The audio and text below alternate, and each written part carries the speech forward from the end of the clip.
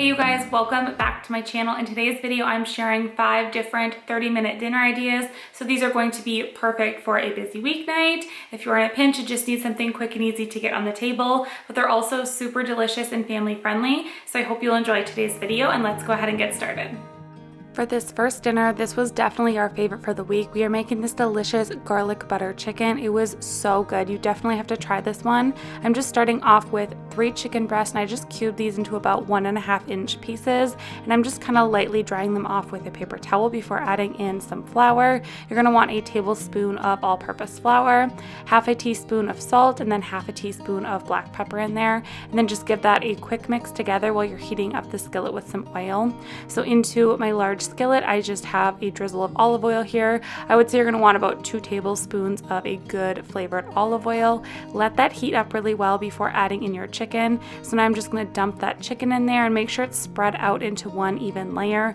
You're going to cook this on one side for about 5 minutes without disturbing it, and then once it's done cooking for that 5 minutes, go ahead and flip it over and cook it for another like 3 to 5 minutes, just making sure that the chicken is fully cooked through.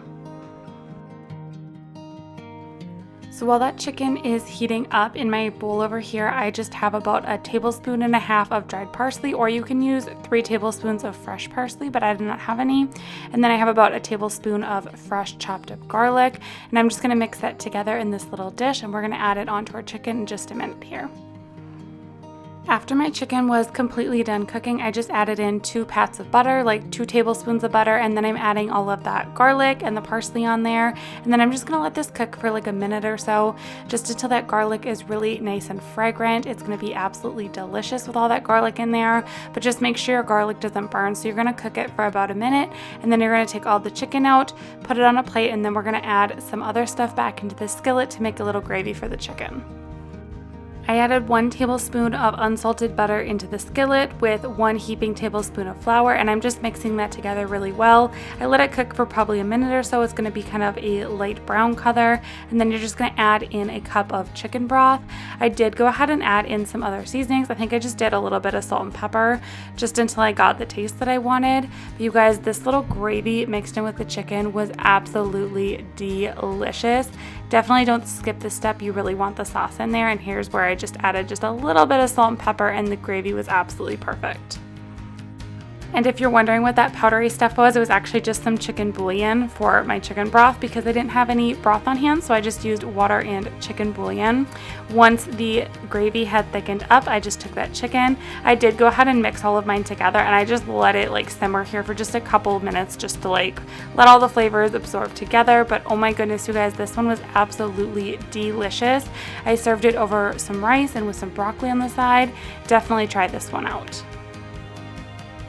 For this next dinner, we are making unstuffed peppers. So think of it like a stuffed bell pepper, but it's just going to be the unstuffed version, and it's so delicious. I love this recipe as well. I'm just starting off with 1 pound of saline ground beef, and then I'm adding in about 2.5 sweet bell peppers. You can use green peppers too if you want, but I really love sweet bell peppers. And then I'm also adding in 1.5 cups of chopped onion. I just added a little bit of salt and pepper to taste, and then I'm just going to cook all of this together until my meat is all browned up.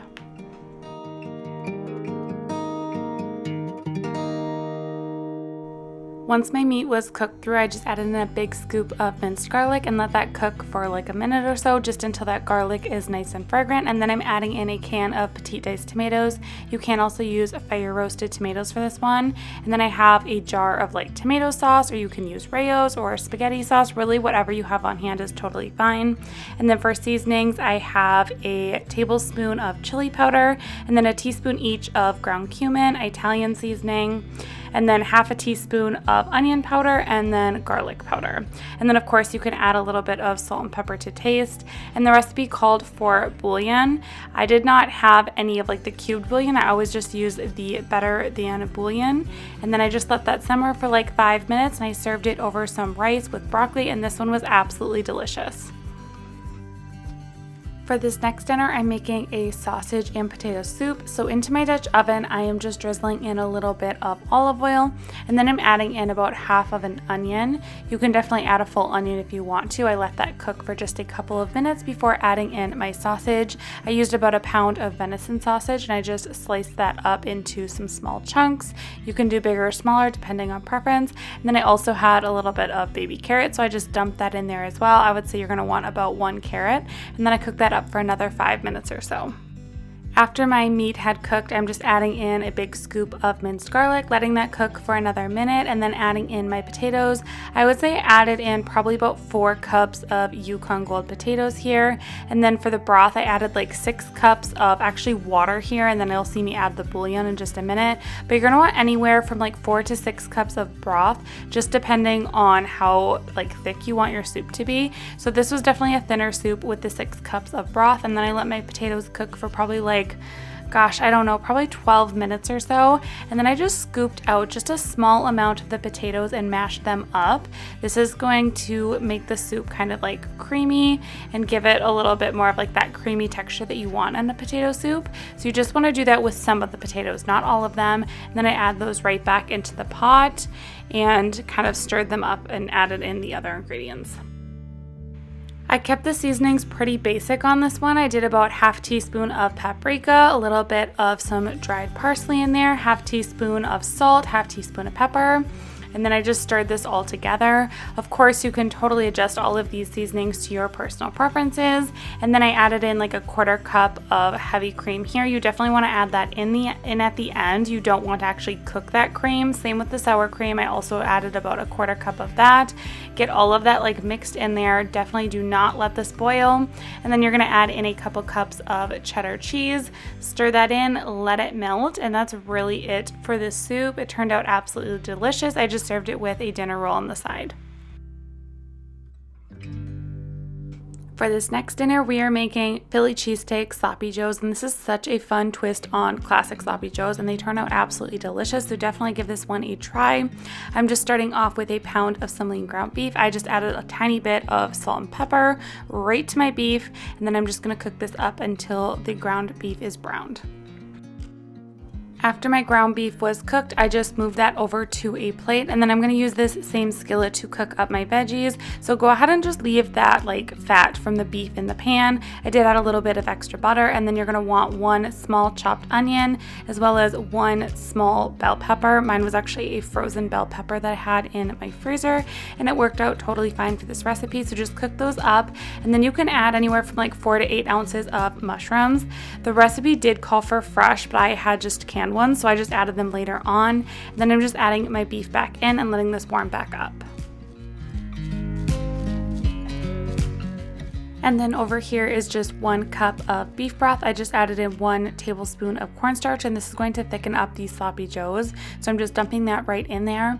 And then you're also going to want to add in 2 tablespoons of ketchup, a tablespoon of Worcestershire sauce, and then about half a teaspoon of salt, and then half a teaspoon of black pepper. And then just go ahead and mix all of that together. And you can really let this simmer just as long as you want to. I probably let mine simmer for just a little bit longer, being that I had kids running all around me and it was chaos, but this thickened up right away. So I would say serve it within 5 minutes if you want to, and this one was really, really good.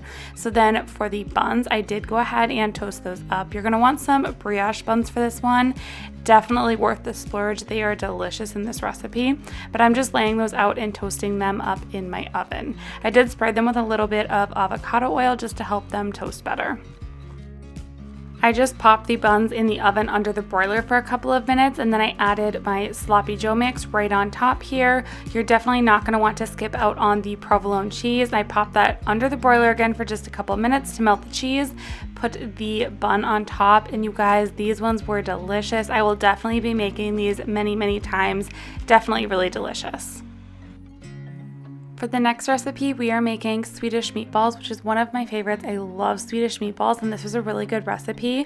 I'm just starting off with a pound of ground pork and then a pound of ground beef, and I'm just seasoning that up with some nutmeg, a 1/4 teaspoon of that, half teaspoon garlic powder, half teaspoon of onion powder, a teaspoon of salt, and then a little bit of pepper if you want. I did add a 1/4 cup of milk in there, and then about half a cup of panko breadcrumbs, crack an egg, and then you're just gonna mix all of this together with your hands. I absolutely hate doing this, but it's really just what you gotta do for this one, so just give it a quick mix with your hands, and then we'll shape it into meatballs. I always like to use these silicone mats. They are from Amazon. I really like them. They're only, I think I got mine for like $6. Really cheap and affordable, but they work really well for making everything nice and non-stick. I always use a cookie dough scooper to scoop these out, and then I go back and roll them into balls. That's just the easiest way that I have found to make meatballs. It makes them really nice and uniform in size, and it's very quick. It only takes me a couple minutes to roll all of these out. So you can pan fry these like the recipe calls for, or you can just put them in the oven. I baked mine at 400 degrees for about 20 minutes and they were absolutely perfect. So while the meatballs were in the oven, I just made up my sauce. This is a 1/4 cup of butter. I just let that melt and added in like a 1/3 cup of flour in there, made a roux, mix it together, let it cook for like a minute or so, and then you're gonna add in 3 cups of beef broth. You're just gonna want to add this in really gradually so everything will like get nice and mixed together and it doesn't get all clumpy and weird. So just add that in slowly, and then you're gonna add in the rest of your ingredients.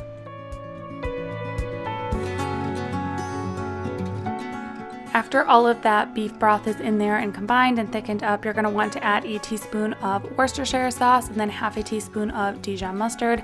Mix that in there, and then it's time to add in our meatballs. So this is what it looks like when they come out of the oven. Like I said, you can do them in a skillet if you want to, but it was really easy to make them in the oven this way, and then I just added them right in here. Added the sour cream. You're going to want to add a half cup of full fat sour cream in there. Mix it all together, and then you can season this a little bit if you want. I did add just a touch of salt and pepper to mine, but this one was absolutely delicious. Definitely a crowd pleaser and easy to make too.